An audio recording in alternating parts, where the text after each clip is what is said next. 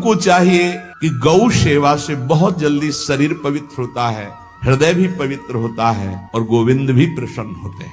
यदि गाय घर में पाली जाए या गौशाला खोली जाए और गौओं की सेवा की जाए, जिनके पास अर्थ है, भाव है, भगवान स्वयं श्री कृष्ण चंद्रजू ने गौ सेवा स्वीकार की, गौवें चराई। गौओं की परिक्रमा करने से, जैसे आप प्रभु के बिहारी जी के मंदिर की 4 परिक्रमा करें तो जो फल आपको मिलेगा वही गाय की 4 परिक्रमा कर ले तो आपको प्राप्त हो जाए। जो रोज गाय को प्रणाम करता है और गाय की प्रदक्षिणा करता है तो भगवत प्रदक्षिणा का उसे फल प्राप्त होता है। जहां गौवें विराजमान होती हैं वो बड़ा पवित्र दिव्य तीर्थ स्थल माना जाता है। गौवें जहां विराजमान रहती, गौशाला में भजन करे तो कई गुना बढ़कर के प्राप्त होता है। स्वयं ब्रह्मा जी ने गौओं को दिव्य गुणों से विभूषित बनाया है। गाय के गोबर से जहां लेपा जाता है वहां जिस देवता का आवाहन करोगे वही देवता आकर विराजमान हो जाएगा। अपवित्र भूमि में भी यदि गाय के गोबर का लेप कर दिया जाए तो परम पवित्र मानी जाती है। गाय बहुत पवित्र, जहां वो बैठती है, जहां वो मूत्र त्याग करती, गोबर त्याग करती, वो स्थान तीर्थ तुल्य पवित्र माना जाता है। भगवान जब गाय के पीछे पीछे चलते तो गोरज उड़कर उनके मस्तक पर विराजमान होती, उनके मुखार बिंद पर विराजमान होती।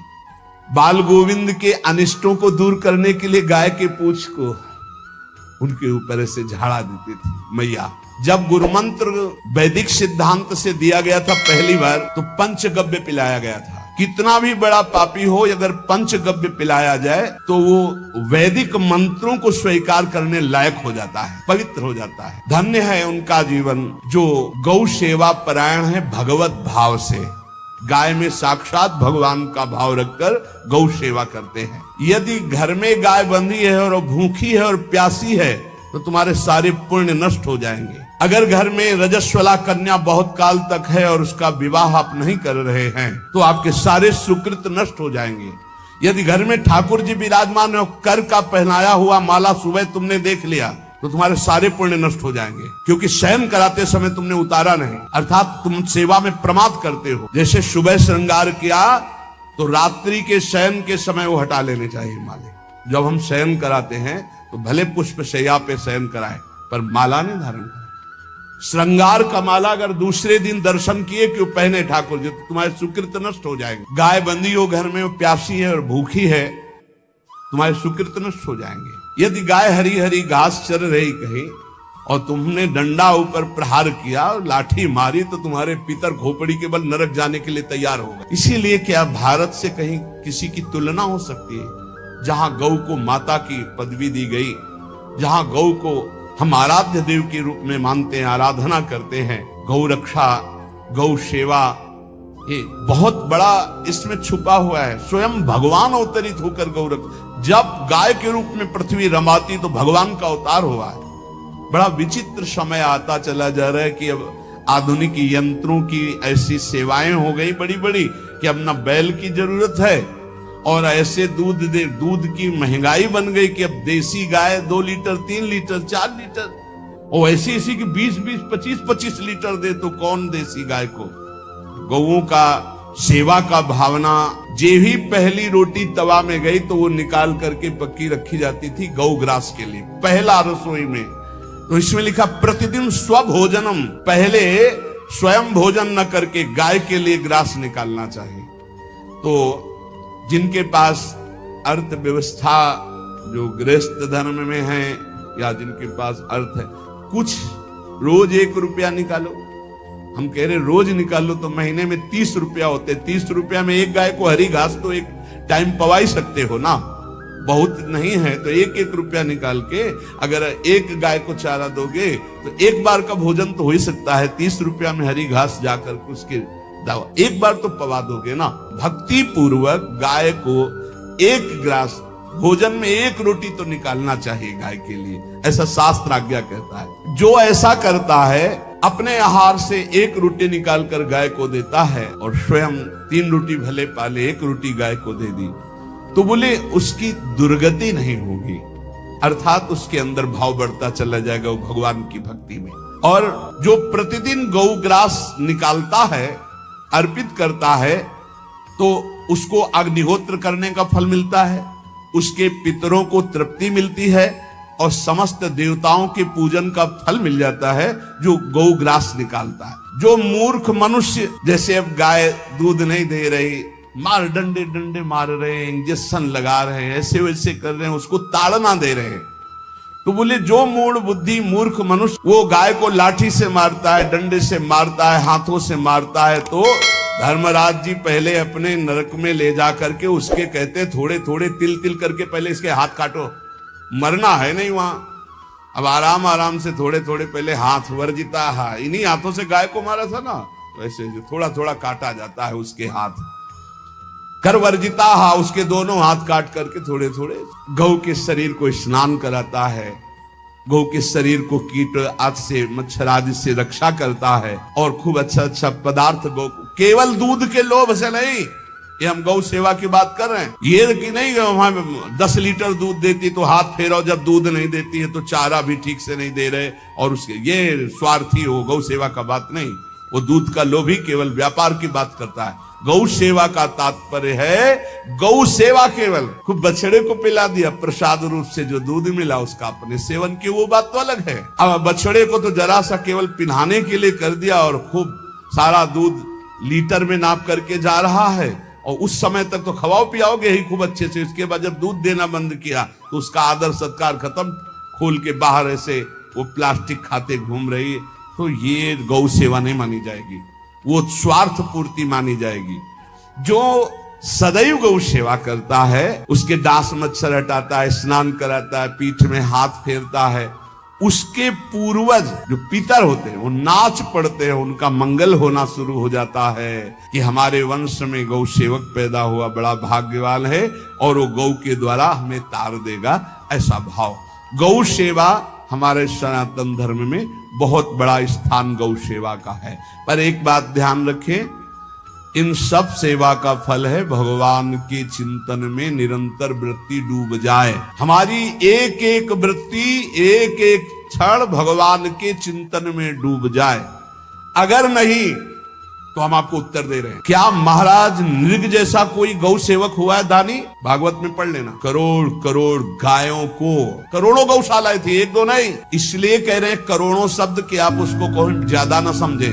पृथ्वी के कोई भूमि के कण गिन सकता है, बारिश की बूंदे गिन सकता है, लेकिन महाराज नृग की गौएं जितनी दान की गई वो गिनी नहीं जा सकती थी, ऐसा वर्णन आता है। अरबों अर्बुद गौओं की सब स्वर्ण से अभिषिक्त करके ब्राह्मणों को दान कर, इतने बड़े गौ सेवक, इतने बड़े दान करने, एक चूक हो गई, ना दान लेने वाले तपस्वी ब्राह्मण की गाय किसी अन्य ब्राह्मण को दान कर दी, और वो ब्राह्मण ने जब गाय देखी बोले मेरी गाय चुरा ली, बोले महाराज नृग ने दी, महाराज नृग से कहा मेरी गाय है, तो उनका गौशाला में आ गई होगी, आपको 10,000 गौएं देते हैं, आप अपनी गाय, बोले मैं प्रतिग्रह नहीं लेता, जिसने दान लिया था उसने कहा गाय यही लेके जाऊंगा, तो उनका आप गाय छोड़ दीजिए, आपको 10,000 गाय देते, बोले नहीं लूंगा, बस अनजाने के अपराध ने गिरगिट बना दिया था, कुएं का गिरगिट। पर भगवान बड़े कृपालु हैं, गौ सेवक थे, इसलिए गोविंद द्वारिकाधीश जी ने उनका उद्धार किया। सब साधन का फल है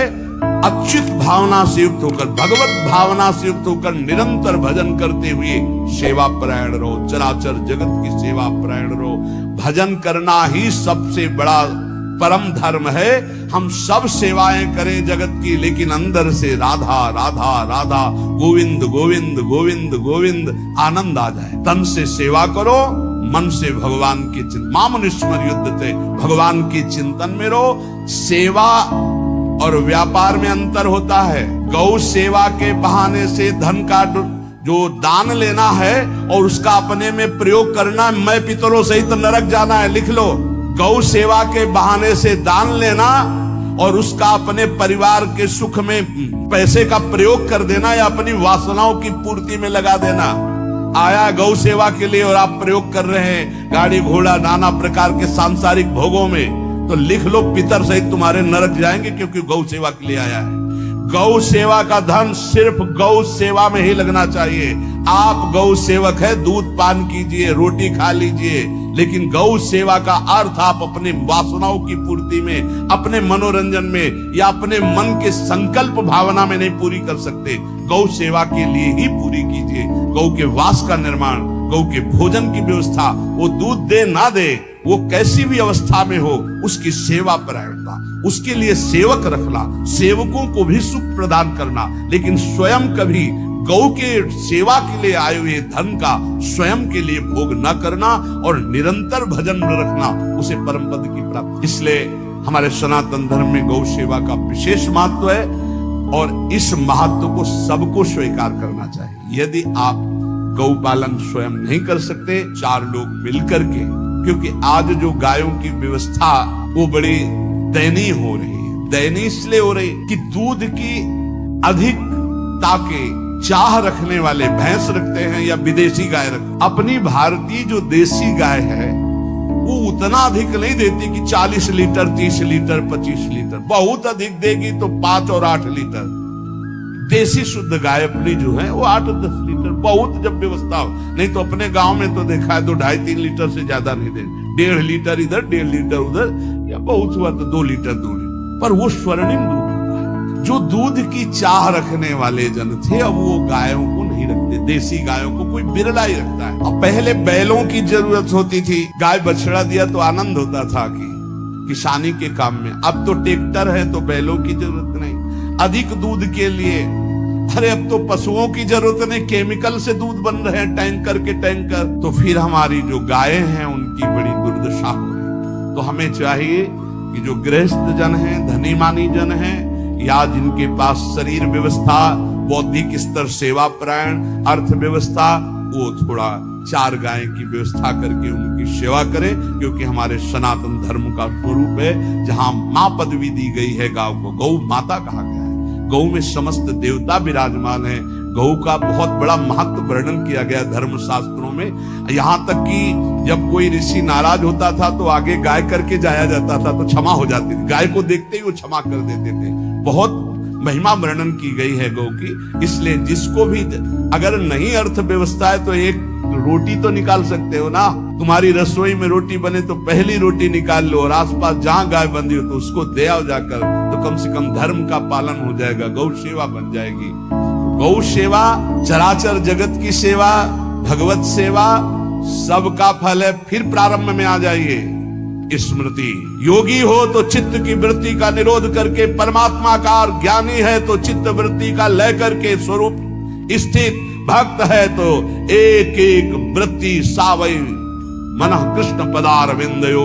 भगवान के चरण में, भगवान के नाम में, भगवान के रूप में, भगवान की लीलाओं में स्मृति अगर नहीं तो सब साधन अधूरा, और स्मृति तो हर साधन पूरा। इसलिए एक बार कमर कस लो, चाहे जगत की सेवा करो, चाहे जिस कार्य में लगे हो, तुम्हारी स्मृति प्रभु में लगी हो। स्मृति के बिना हम जीवन का कोई महत्व नहीं समझते। स्मृति विहीन जीवन सब व्यर्थ। इसीलिए उन परमहंसों के चरणों में स्वयं भगवान चरण रज लेने के लिए पीछे डोलते हैं, जो निरपेक्षम मुनिम शांतम निर्वैरम समदर्शनम अनुब्रजाम्यहम नित्यम पुयत्यं गुरेण भी। ना कोई प्रतिज्ञा, ना कोई चाह, ना कोई इच्छा, निरंतर भगवदाकार वृत्ति, निरपेक्षम, मननशील, द्वंद्व विमुक्ता, जो शांत हैं, जो किसी से वैर नहीं रखते, भगवदाकार वृत्ति, उसी मार्ग के आप पथिक। सर्वतो भावेन, अपने मन को समेट लो धर्म और कर्म दोनों से, और साब त्यज लोक धर्मान, और परम धर्म का सेवन करते हुए समस्त चराचर जगत को भगवत स्वरूप निरखते हुए इसी जन्म में परम पद को प्राप्त हो जाओ। सत्संग का सार हमारा शरीर है, इससे सेवाएं बने। हमारा मन है, इससे चिंतन बने। हमारी वाणी है, इससे लीला गुण का गायन करें। और हम स्वयं परमात्म अंश हैं, परमात्म स्वरूप है, ऐसी ठसक बनी रहे, जीवन मुक्त ही हो। स्वार्थ को लेकर किया गया धर्म रंग नहीं लाता। निष्काम किया हुआ छोटा सा भी धर्म परमार्थ की ऊंचाई पर चढ़ा देगा। ध्यान रखना, परमार्थ की ऊंचाई पर चढ़ा देगा। इसलिए निष्कामता सब सोहित, निष्काम मति। श्री वृंदावन विश्राम श्री राधा वल्लभ लाल को हृदय